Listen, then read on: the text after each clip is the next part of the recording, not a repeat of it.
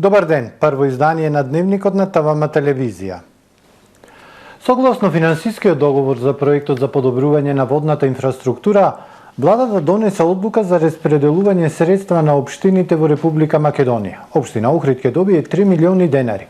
Општините средствата ќе ги добиваат како донација за реализација на приоритетни инвестиции за водоснабдителни и канализациони системи, како и за системи за третман на отпадни води и набавка на опрема, која што ќе биде во прилог на подобрување на водоводната инфраструктура на нивна територија.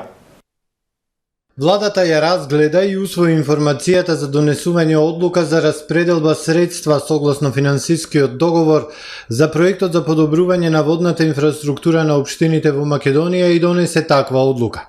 Општините во државата, како и градот Скопје, како што е соопштено од Министерството за животна средина и просторно планирање, средствата ќе ги добиваат како донација за реализација на приоритетни инвестиции за водоснабдителни и канализациони системи, како и за системи за третман на отпадни води и набавка на опрема, која што ќе биде во прилог на подобрување на водоводната инфраструктура за нивната територија. Од локалната самоуправа од Охрид не информираа дека за нашата општина Охрид издвоени се средства во висина од 3 милиони денари кои треба да легнат на наменска сметка.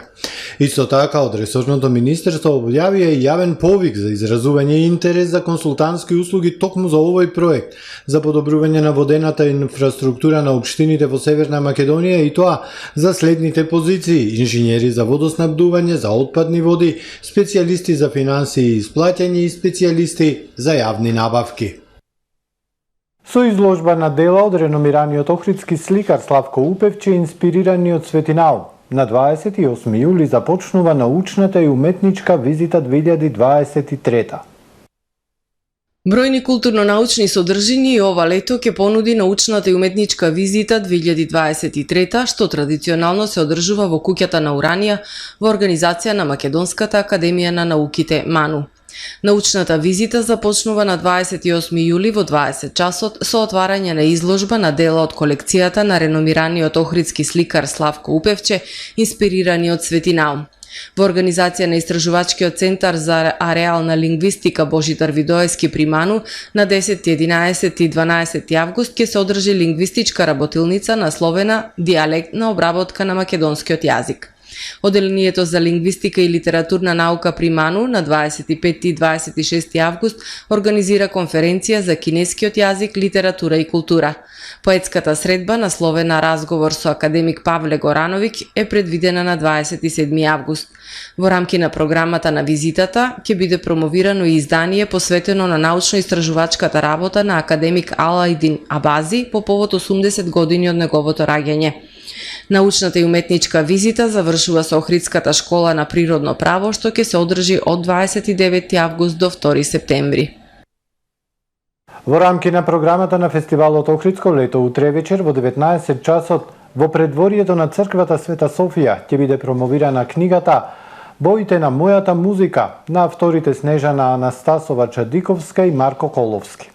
Делото представува приказна за животниот и творечкиот пат на Снежана Анастасова Чадиковска, истакната пијанистка, пијано педагог, музички публицист, аниматор и организатор.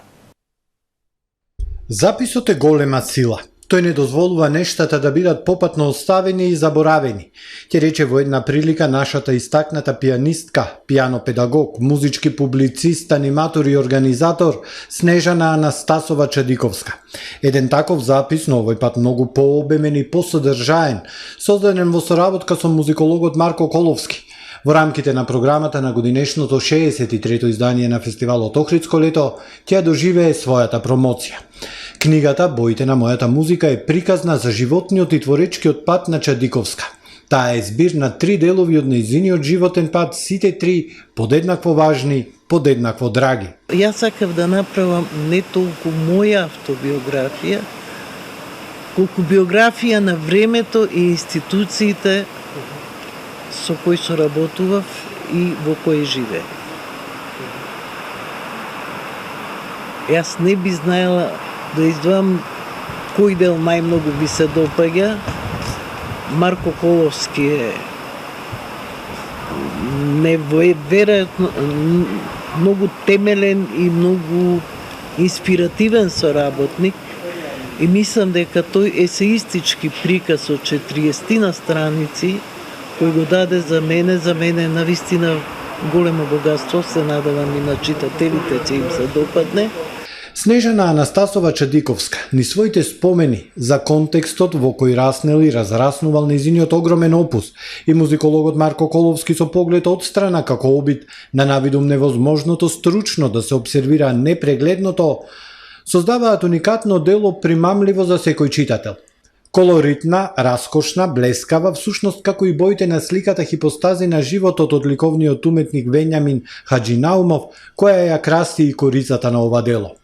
Посебно за истакнување е листата на еминентни музички имиња кои излегли од училницата на Анастасова Чадиковска. Од концертни изведувачи до редовни професори на Факултетот за музички уметници, педагози во Драмскиот музичко-балетски училишен центар во Скопје и други музички училишта низ Македонија. Голем дел од незините поранешни ученици живеат и успешно творат надвор од државата како еден Никола Коџобашија и Сања Шојлевска. Чадиковска е особено горда на оние 30 на незини ученици кои станаа дипломирани пианисти, како една Марија Ѓошевска, кои станаа магистри и доктори на науки. Тука се потребни големи заложби и од професорот и особено од ученикот. Голема среќа што навистина има талентирани, добри ученици кои сакаат да работат и ја сакаат музиката. А како ќе го пренесе што, ето зависи од секој ученик. Секој ученик е човек за себе, проект за себе, од бирањето на програмата која ќе свири, па до начинот како ќе го вклопиш во таа програма и како ќе го извлечеш најдоброто од него во име на отсвирување на таа програма. Тоа е навистина многу индивидуална работа.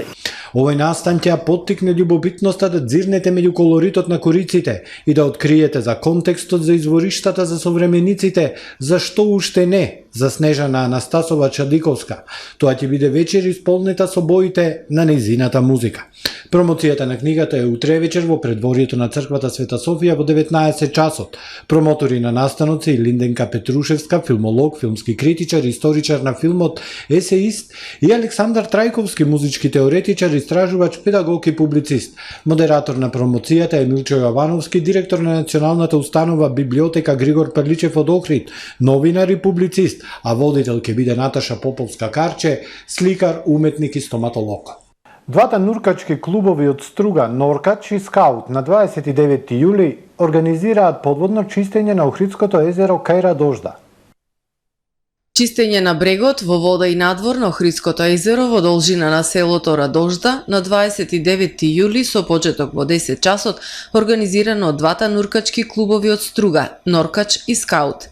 Како страстни поборници за зачувување на нашето Охридско езеро, среќни сме што можеме да упатиме оваа покана до јавноста да биде дел од заедничките напори кои ги вложуваме сите за што почисто Охридско езеро, велат организаторите.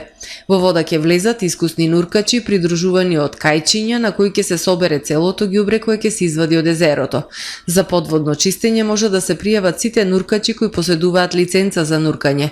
За учество во оваа активност потребна е претходна најава, бидејќи бројот е ограничен, а за чистење на брегот, односно плажата, може да учествува секој без никакви ограничувања, додаваат организаторите.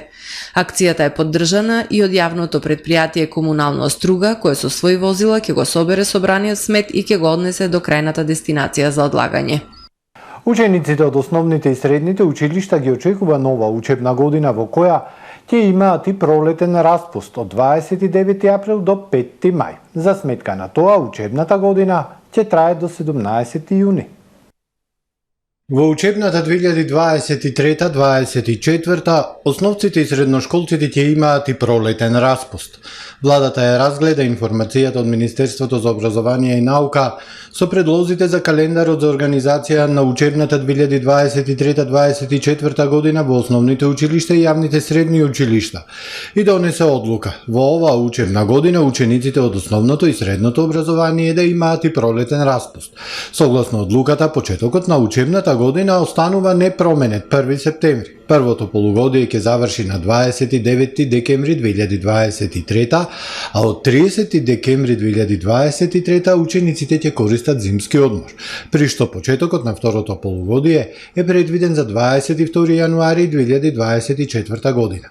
Во периодот од 29 април 2024 до 5 мај 2024 учениците ќе бидат на пролетен распуст. Учебната година ќе трае до 17 јуни 2024 година, а летниот одмор започнува на 18 јуни 2024 година.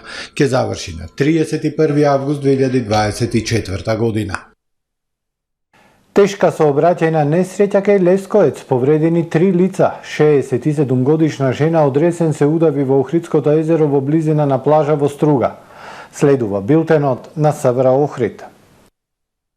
Денеска 26 јули во 0 часот и 5 минути во СВР Охрид пријавено е дека на магистралниот пат Охрид-Ресен кај селото Лесковец Охридско се случила сообраќајна несреќа помеѓу патничко возило Опел со охридски регистарски ознаки управувано од 31 годишниот ДН од Охрид и патничко возило Пежо со битолски регистарски ознаки управувано од 53 годишниот ЗК од село Горно Оризари Битолско. Во несреќата со тешки телесни повреди се здобил возачот на возилото Опел, констатирани во Општа болница Охрид, додека со телесни повреди се здобил возачот на возилото Пежо и сопатник од истото возило. Извршен бил увид од увидна екипа на СВР Охрид.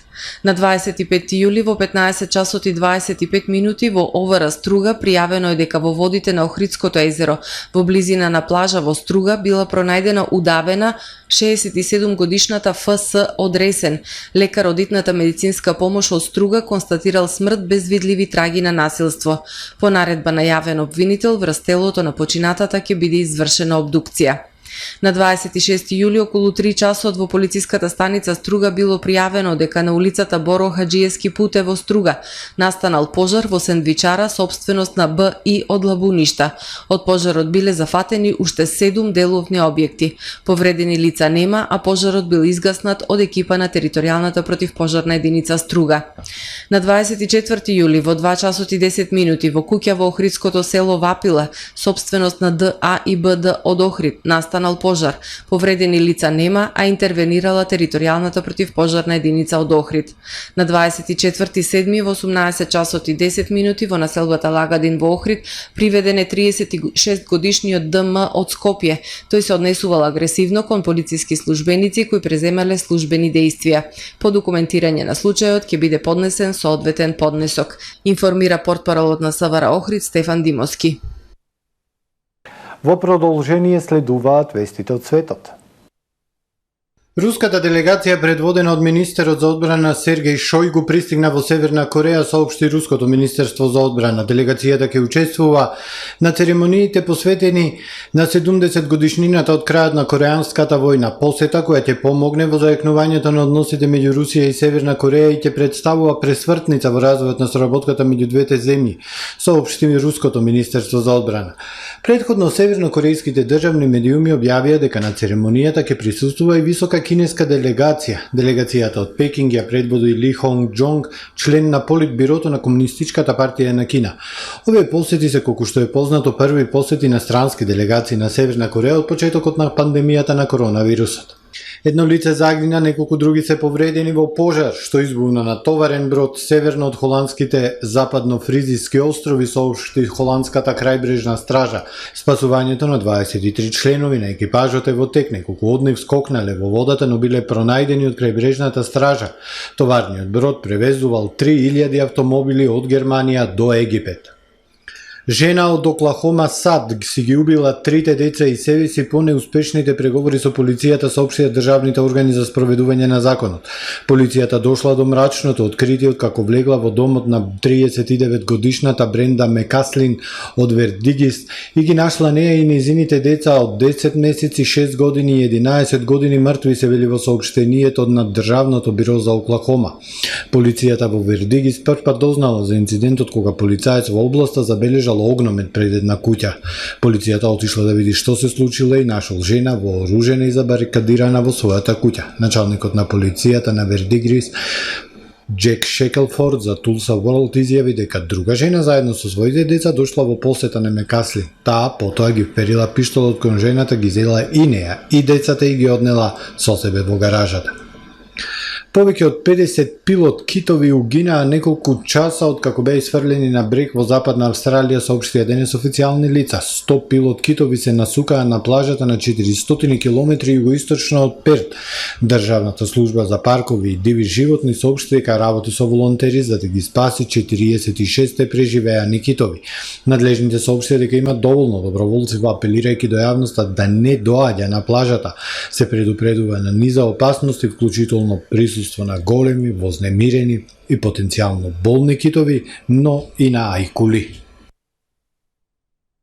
Тука е крајот на првиот дневник на ТВМ. Ви благодарам за вниманието со кој не следевте. Пријатно!